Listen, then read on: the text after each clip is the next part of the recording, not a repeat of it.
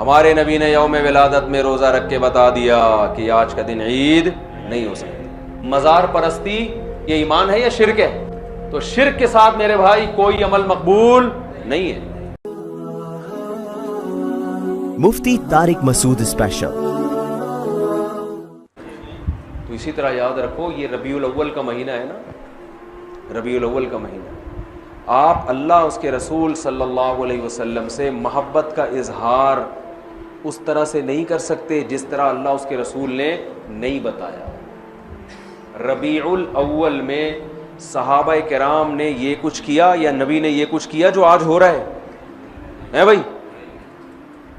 मैं एक टेक्निकल दलील दूं। देखो, नबी सल्लल्लाहु अलैहि वसल्लम का जो यौम विलादत था ना, पीर का दिन था। कौन सा दिन था? पीर का दिन। ये तो सही हदीस से साबित है। अब सवाल पैदा होता है कि यौम विलादत क्या ईद का दिन हो सकता है कि नहीं हो सकता? बहुत से लोग कहते हैं यौम विलादत क्या है? ईद का दिन है, ईद मिलादुन नबी कहते हैं ना। तो हम अल्लाह उसके रसूल से पूछते हैं कि या रसूल अल्लाह सल्लल्लाहु अलैहि वसल्लम, आप बताइए कि आपका विलादत का दिन क्या ईद हो सकता है कि नहीं हो सकता? तो मुसलमानों के यहाँ दो तरह की ईदें होती हैं, एक बड़ी ईदें और एक छोटी ईदें। एक ईद उल फितर, ईद उल अजहा। ये साल में ईद उल फितर भी एक दफ़ा और ईद उल अजहा भी एक दफ़ा। ये इसमें हम नमाज पढ़ते हैं, नहाते हैं, धोते हैं और मुसल्ले की तरफ जाते हैं, एक दूसरे को मुबारकबादें देते हैं, जानवर ज़बह करते हैं। सारी दुनिया में ये मनाई जाती है। क्या ख्याल है? और एक हफ्ते में एक ऐसी ईद है जो हर हफ्ते रिपीट होती है, जिसको जुमे का दिन कहा जाता है। ये भी छोटी ईद है। ये भी क्या है? इसमें भी कुछ ईद का लुक अल्लाह ने डाला है। इसमें भी खुतबा होता है और ईद उल फितर और ईद उल अजहा में भी क्या होता है? खुतबा। इसमें भी 2 रकतें, उनमें भी 2 रकतें। इसमें भी नहाते धोते हैं, सुन्नत है। और उन दोनों ईदों में भी क्या ख्याल है भाई? नहाते। उन दोनों ईदों में रोजा हराम और जुमे के दिन भी रोजा मकरू। खास जुम्मे को मखसूस समझ के रोजा रखना हदीस में इससे मना किया है। किसी का छुट्टी का दिन है या उसको आसानी है तो एक अलग बात है।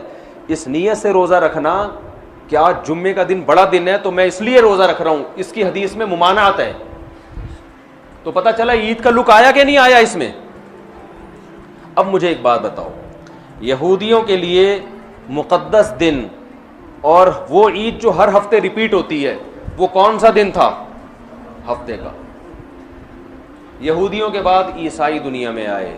ईसाइयों के लिए कौन सा हुआ? इतवार। तो हमारे लिए कौन सा होना चाहिए? पीर होना चाहिए था ना। जुम्मा कहां से बोल रहे हो भाई? हम और लेट आए तो हमारे लिए कौन सा होना चाहिए था? पीर। और वो नबी का यौम विलादत भी था। लेकिन नबी का यौम विलादत था, इसलिए अल्लाह ने पीर को नहीं रखा, रिवर्स कर दिया जुम्मे को, ताकि लोग यौम विलादत को ईद समझना ना शुरू कर दें। बहुत मुश्किल है भाई, पेशावर में बात समझाना बहुत मुश्किल है, बहुत मुश्किल है। आ रही है अल्हम्दुलिल्लाह। मैं वैसे छेड़ने के लिए करता हूँ। वो तो कराची में भी समझ में नहीं आती किसी को। ये जुमला मैं कराची में भी बोलता हूँ, लाहौर में भी बोलता हूँ। वो गैरत दिलाना मकसद होता है कि बोले यार इतनी आसान बात हमें समझ में नहीं, कैसी बात करो, एकदम बोझ में समझ में आ रही है, जोश में आके बोलते हैं, फिर आती है समझ में। कुछ मसाइल गैरत के होते हैं। अब आप बताओ, कितनी जबरदस्त लॉजिक की बात है कि होना पीर का दिन चाहिए था, लेकिन और वो यौम विलादत भी था, लेकिन उसको क्या कर दिया? रिवर्स। इतना काफी था इस उम्मत को समझाने के लिए कि नबी का यौम विलादत में ईद ना बनाना, इतना काफी था। लेकिन नबी ने एक और काम किया। शायद नबी को मालूम था, अल्लाह ने बता दिया था कि ये उम्मत बाज नहीं आएगी, तो नबी ने एक और काम किया कि पीर को आपने रोजा रखा। सही बुखारी मुस्लिम की हदीस है। सहाबा ने पूछा, आप रोजा क्यों रखते? फरमाया, मेरा यौम विलादत है। ईद के दिन रोजा रखना जायज है? क्या मतलब? रोजे का, ईद का जो थोड़ा सा भी तसव्वुर था ना यौम विलादत में, उस तसव्वुर के बिल्कुल खुरच के जड़ से खात्मा कर दिया कि रोजा और खुशी का दिन जमा नहीं हो सकते। और आप फिर यौम विलादत को यौम ईद कह रहे हो। तो ये वो कोशिश है जो अख्बल कोशिश है, ये अल्लाह उसके रसूल की बताई हुई कोशिश नहीं है। खुशी में खाया जाता है, रोजे नहीं रखे जाते। हमारे नबी रोजा रख, तभी आप देखो सऊदी अरब में सब अरब अक्सर रोजा रखते हैं पीर के दिन, सुन्नत है। हमारे यहां रिवाज नहीं है। जुमेरात का भी रखते हैं, पीर का भी। पीर का जुमेरात का तो किसी भी वजह से रख लिया, लेकिन पीर का इसलिए रखा कि यौम विलादत है मेरा, तो खुशी में खाना खाया जाता है। रोजा तो खाना पीने से बचने का नाम है। इसकी मैं 2 मिसालें दे देता हूं ताकि और समझ में आ जाए। आपकी शादी हो गई, फर्ज करो, कह रहे माशाल्लाह, फर्ज करो शादी हो गई, दोस्त मिलते हैं, यार सुना है तेरी शादी हो गई, खुशी में क्या खिलाएगा, यही कहते हैं ना। आपने कहा इतनी मुझे खुशी हुई है कि कल सुबह ना मैं नाश्ता करूंगा ना तुम नाश्ता करोगे, हम खाने से क्या करेंगे, अवॉइड करेंगे। कहेगा भाई तेरा बाप दुनिया से चला गया है जो गम में नहीं खा रहा तू। हदीस में आता है ना, जिस घर में मैयत होती है तो लोग गमजदा होते हैं, तो उनको खिलाओ जाके, क्योंकि वो खा नहीं सकते बेचारे, गम में होते हैं, पकाते नहीं हैं। आपका बेटा पास हो गया इम्तिहान में अच्छे नंबरों से, लोग पूछते हैं भाई बड़ा मजा आ रहा है यार, क्या खिलाएगा।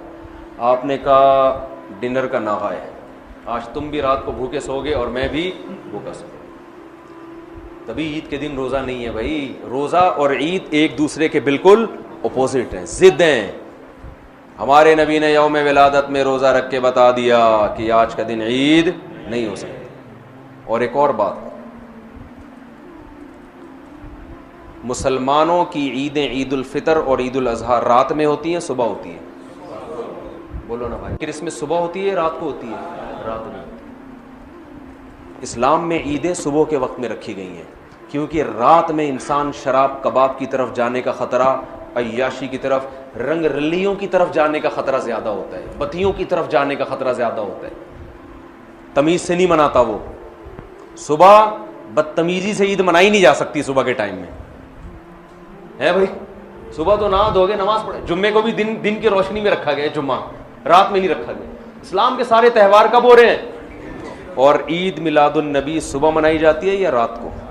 जोश व खरोश आता है रात के वक्त, बत्तियां, फिर नाच गाने भी होने लगे आजकल, तो केक काटना शुरू हो गए, ब्रेक डांस शुरू हो गया, माजरत के साथ कोई नाच रहा है, कोई नबी की मोहब्बत में नाच नाच के गिर गया नीचे, है जी, पता नहीं क्या क्या कर रहे होते हैं। ये वो कोशिश है जो आपकी अख्पल कोशिश है, ये अल्लाह रसूल की बताई हुई कोशिश नहीं, बल्कि अल्लाह रसूल इसके खिलाफ बता रहे हैं। समझते हो बात को कि नहीं समझते हो? तो छोड़ दो ये सब कुछ।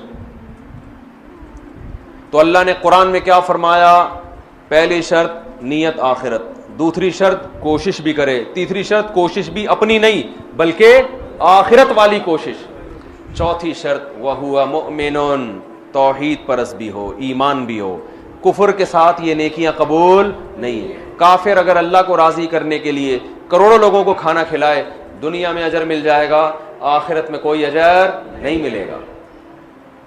तभी गैर मुस्लिम मैयत के लिए दुआ नहीं कर सकते, जिंदा के लिए कर सकते हैं। गैर मुस्लिम तो मर गया तो उसके लिए दुआ की भी, रेस्ट इन पीस भी नहीं कह सकते उसको आप, जो मर गया। आजकल लोग कह रहे होते हैं उसकी रूह को अल्लाह जो है ना अमन में रखे, बस अल्लाह ने पाबंदी लगा दी। तो वहुवा मुमिनुन, ईमान क्या मतलब? मजार परस्ती ये ईमान है या शिर्क है? शिर्क है ये।